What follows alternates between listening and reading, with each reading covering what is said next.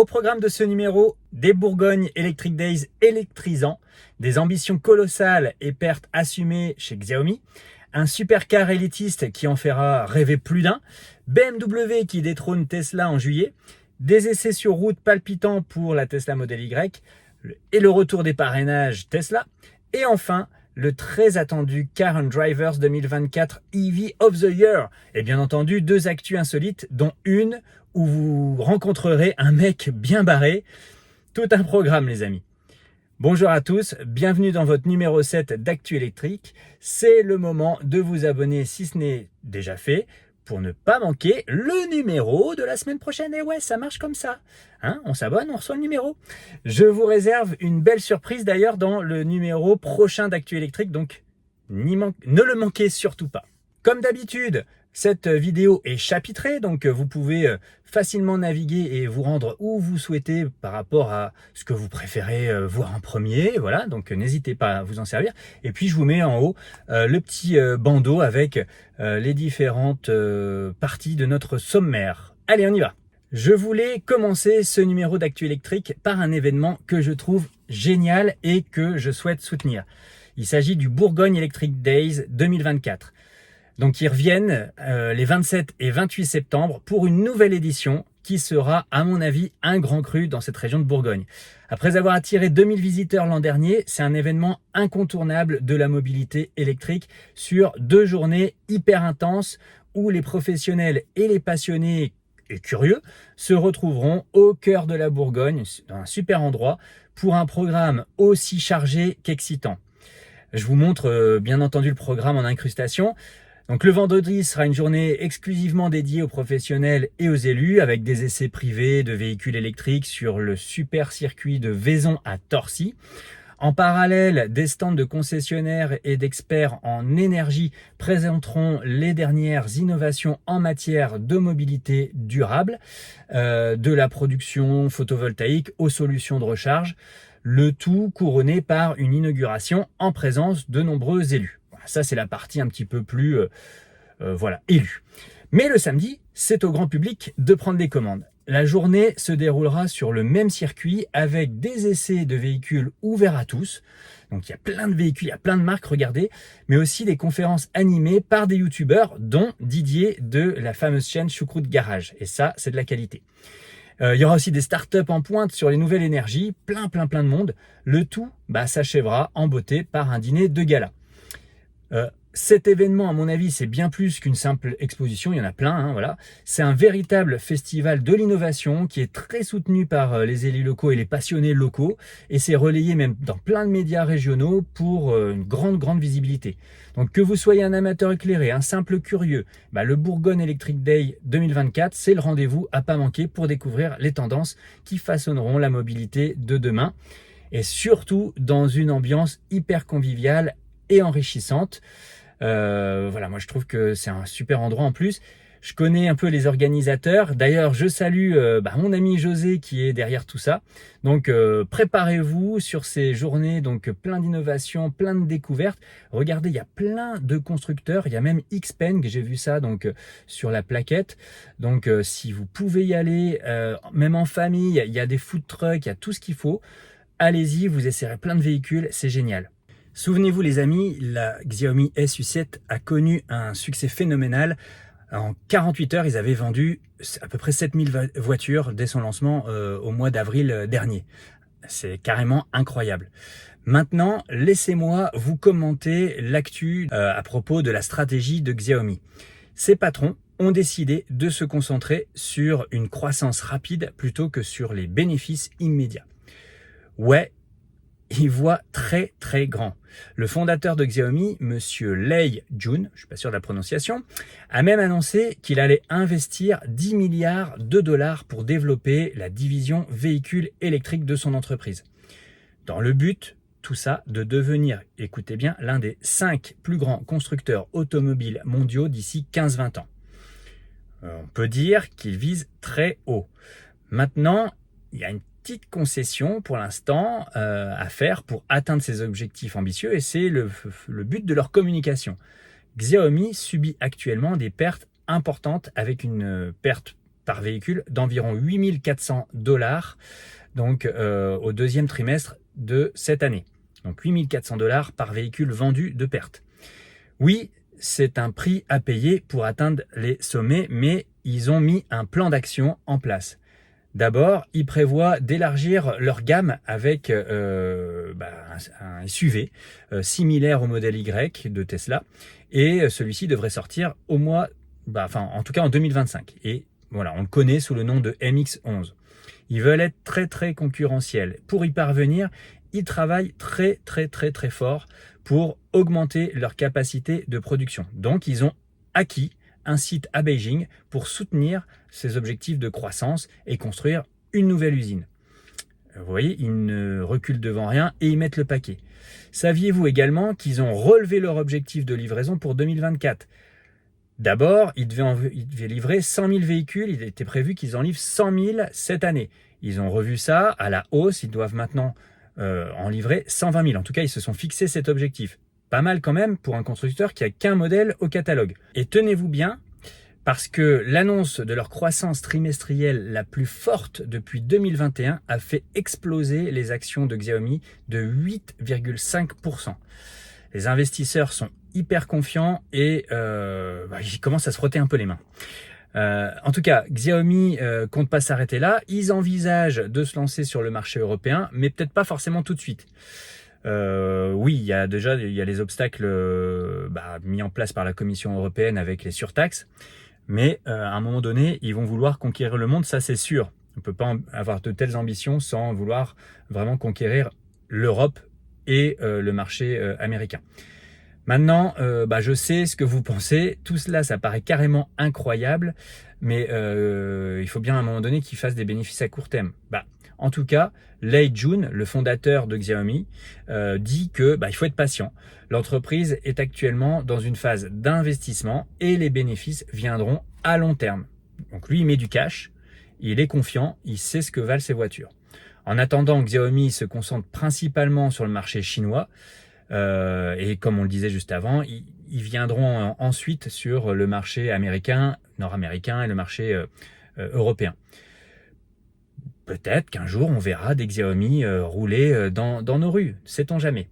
En tout cas, voilà, je trouve que cette annonce est hyper intéressante et montre bien en fait l'ambition de ce groupe qui part de rien en matière automobile, mais qui met le paquet. Et c'est vrai que la SU7, moi personnellement, je la trouve très intéressante. Bon, on ne l'aura pas en France. Il y a eu des essais, vous les avez vus sur YouTube ou autre site internet, mais pour l'instant, elle ne sera pas commercialisée. Donc, on patientera. De toute façon, il y a plein d'autres marques chinoises, asiatiques qui arrivent avec des modèles très très intéressants. Encore faut-il qu'il ne soit pas trop surtaxé et trop gourmand en marge. En parlant de Xiaomi, je n'ai pas pu résister à cette actu de driver.com où on apprend que Xiaomi se lance dans une gamme de voitures électriques toute nouvelle avec son nouveau prototype, la SU7 Ultra, ça envoie du lourd. C'est une voiture qui est conçue pour être l'une des plus rapides au monde avec 1527 chevaux sous le capot. Oui. Elle peut nous propulser de 0 à 100, bien entendu, en moins de 2 secondes, et c'est plus puissant qu'une Bugatti Chiron, pour ceux qui connaissent. En plus, elle est ultra légère, elle est plus légère que la Porsche Taycan Turbo GT par exemple, ou que la modèle S-Plate, donc c'est un vrai succès. Si vous êtes intéressé, sachez que Xiaomi prévoit de commencer les commandes au premier trimestre 2025. Attention, il y aura une condition pour pouvoir vous acheter ce bijou. Hormis le prix, donc ça fait 2 conditions, c'est qu'il faudra que vous réussissiez un test de conduite spécifique. Bah oui, ils veulent s'assurer que seuls des vrais pilotes en capacité de le faire puissent mettre la main sur cette auto. Le modèle de base du SU7 offre 295 chevaux et une autonomie de 343 miles, tandis que le modèle haut de gamme offrira 663 chevaux et 503 miles d'autonomie. C'est quand même pas mal pour une voiture aussi puissante. Je sais pas combien ça va coûter parce que le prix pour le SU7 Ultra prototype n'est pas encore annoncé. Mais à mon avis, je pense pouvoir te dire que ça va pas être donné cette affaire. Bon, rassure-toi, ça sera moins cher toujours qu'une Bugatti Chiron. Pour finir sur cette actu, on nous dit que Xiaomi a bien l'intention de battre le record de temps du Nürburgring détenu par Porsche. Allez, une actu marché de l'automobile électrique maintenant, avec BMW qui dépasse Tesla pour la première fois. Ça, c'est le site Which EV qui nous en parle. Donc en juillet 2024, BMW a surpassé Tesla pour devenir le leader du marché des véhicules électriques à batterie BEV en Europe. La demande globale de véhicules a légèrement augmenté en Europe en juillet 2024, donc plus 2%, mais les ventes de véhicules électriques ont diminué. Les immatriculations de véhicules électriques en Europe ont chuté de 6% par rapport à l'année précédente, avec une part de marché passant de 14,6% à 13,5%. Donc oui, il y a une légère baisse, faut le dire. Voilà, c'est comme ça, c'est momentané je pense, mais il faut le dire. BMW a enregistré une augmentation de 34,1% de ses ventes de véhicules électriques au premier semestre 2024, tandis que Tesla, lui, a vu une baisse de 16% de ses immatriculations en juillet. Mais qu'est-ce qui se passe chez Tesla? La demande pour les SUV, d'ailleurs, on apprend globalement, reste très forte, représentant 54% des immatriculations en juillet 2024, avec un record de 554 000 nouveaux SUV inscrits. Les SUV compacts et les petits SUV ont connu une forte demande, tandis que les SUV de taille intermédiaire ont vu une diminution de leurs immatriculations. Les ventes globales de véhicules de BMW ont augmenté de 2,3% au premier semestre 2024 et ont atteint un total de 1 96 486 unités. Les ventes de Tesla Model Y ont chuté, en plaçant donc ce constructeur à la 9e place du classement des véhicules les plus vendus au mois de juillet.